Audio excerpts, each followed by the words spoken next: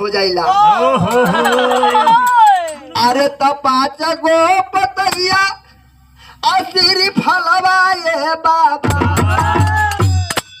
कहली कि 5 गो पतैया मेरे वो खुश हो गई रहनी है के कर से उ बाबा से।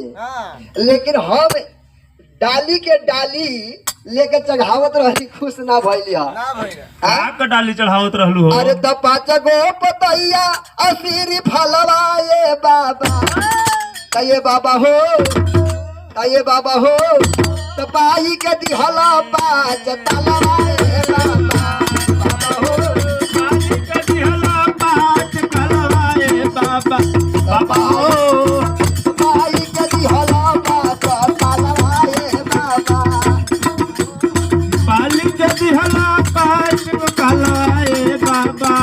अरे 5 गो